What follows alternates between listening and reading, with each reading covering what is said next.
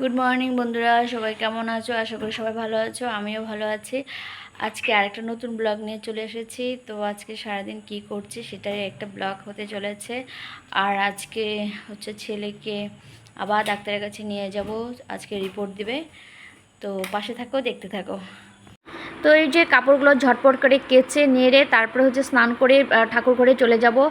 হচ্ছে ঠাকুর ঘরে চলে এসেছি, ঘরটা ভালো করে মুছে বাসনগুলো মেজে ফুল তুলে চলে আসলাম ঠাকুর ঘরে। 9:30 বাজে। আমার বর ওইদিকে বসে আছে চা খাওয়ার জন্য।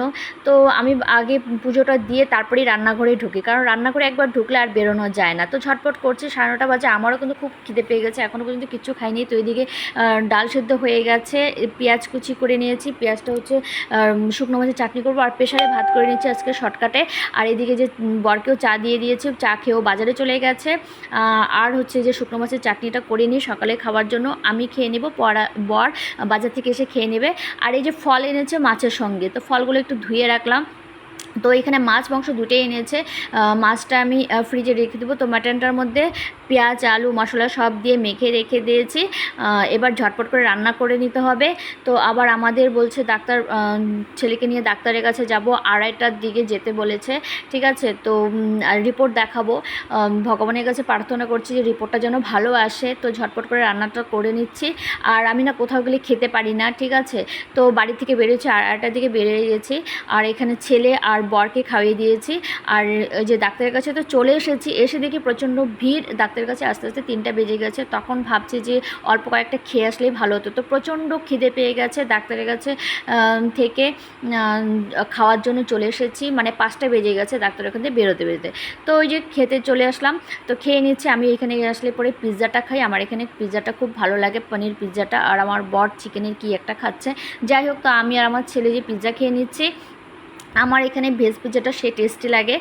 মানে এত খিদে পাচ্ছিলো, আর ছেলেদিকে বায়না করছে ওর খেলার জিনিস লাগবেই। তো আমি বলছি বাবা দাঁড়া, একটু দাঁড়া, খেয়ে নিই, খেয়ে তারপরে তোকে দিব।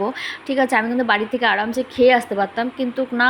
যাই হোক, তো এই যে এখানে ছেলেকে এখন ডাক্তারের জিনিস কিনে দিবে ওর বাবা, ওর ওগুলো খুব পছন্দ।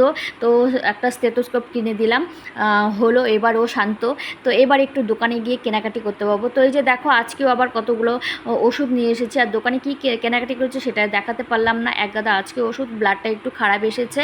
তো আবার ওষুধ খাওয়ানোর পরে আবার টেস্ট করাতে হবে। তো আমার জন্য 2টো কুর্তি এনেছি, আর হচ্ছে আমার বরের জন্য একটা হাফ প্যান্ট এনেছি, আর হচ্ছে ছেলের জন্য এক জোড়া জুতো। মানে এই জুতোগুলো সবাই পরছে দেখছি, তো জুতোগুলো পাচ্ছিলাম না, ছেলের পায়ে হচ্ছিল না। তো আজকে পেয়ে গেছি, নিয়ে এসেছি।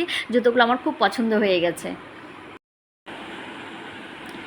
তো সারাদিনে অনেক জার্নি গেছে আজকে, খুবই টায়ার্ড।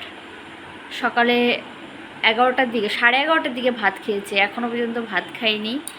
তো মাথাটা ঘুরছিল, সেই জন্য মাথার মধ্যে চ্যাপ চ্যাপ করে তেল দিয়ে নিয়েছি ফ্রেশ হয়ে। তো এখন ভাত খাবো।